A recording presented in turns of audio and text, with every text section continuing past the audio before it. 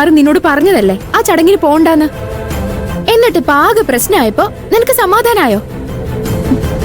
നിങ്ങൾ ആരും എന്താ ഈ പ്രശ്നത്തിന്റെ ഗൗരവം മനസ്സിലാക്കാത്ത?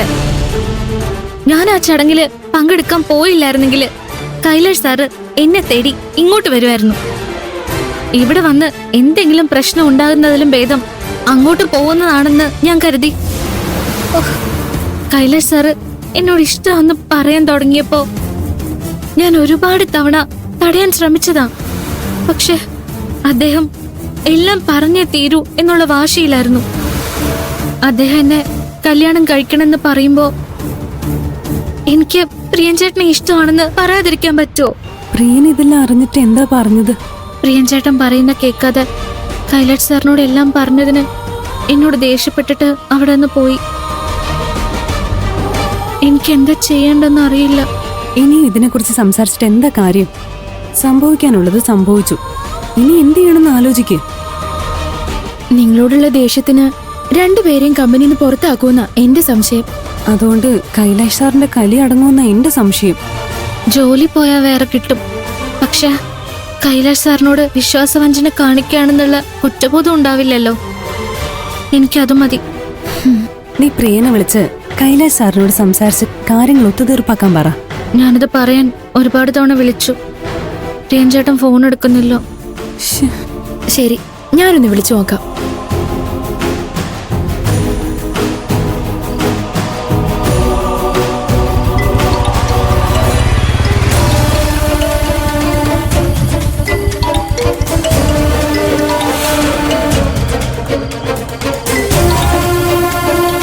ഹലോ പ്രിയ ഇപ്പൊ എവിടെയാ? പറഞ്ഞാ കേൾക്കാത്ത തന്റെ കൂട്ടുകാരി കാരണം കൈലാഷ് സാറിനെ സിറ്റിയുടെ മുക്കിലും മൂലയിലും തേടി നടക്കുക. ഫോൺ ചെയ്ത് നോക്കായിരുന്നില്ലേ? അദ്ദേഹം ഫോൺ സ്വിച്ച് ഓഫ് ചെയ്ത് വെച്ചിരിക്കുക.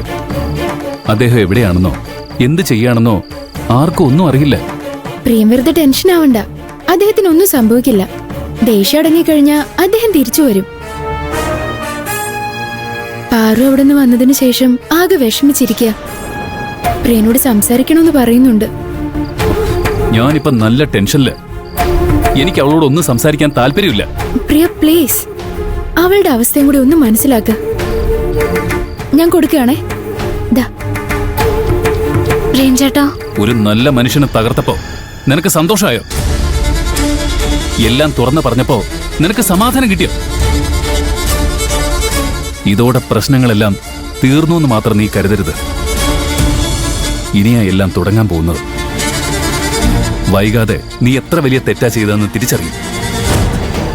പ്രിയൻചേട്ടാ, പ്രിയൻചേട്ടാ.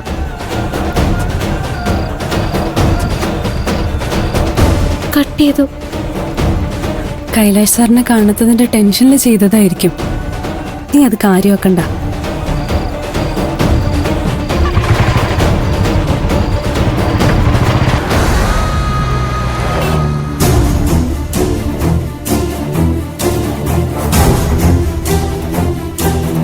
പാറു,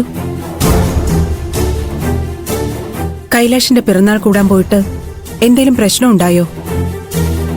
ആരും എന്നോടൊന്നും പറഞ്ഞില്ല. എന്താ സംഭവിച്ചെന്ന് പറ.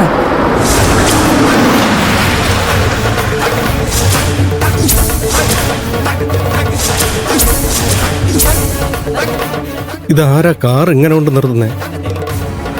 ഡ്രൈവർ ഉറപ്പായും വെള്ളം അടിച്ചിട്ടുണ്ടാവും.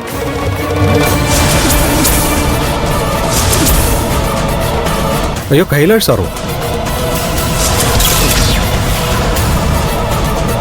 ഇതെന്താ ഇദ്ദേഹം ഈ അവസ്ഥയിൽ?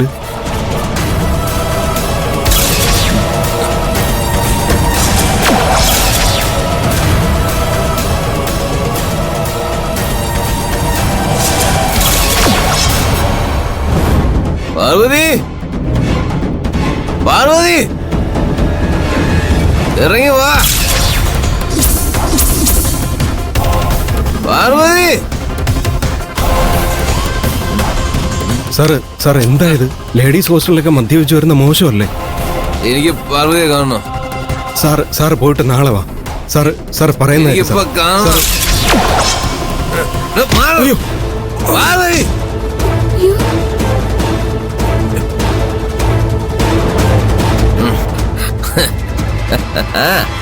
ഇവിടെ ഉണ്ടായിരുന്നോ?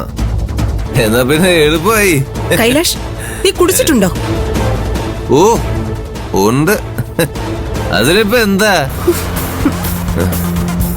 ഞാൻ എന്തിനാ കുടിച്ചെന്ന് ചോദിക്കേ. ആര് കാരണ കുടിച്ചെന്ന് ചോദിക്കേ.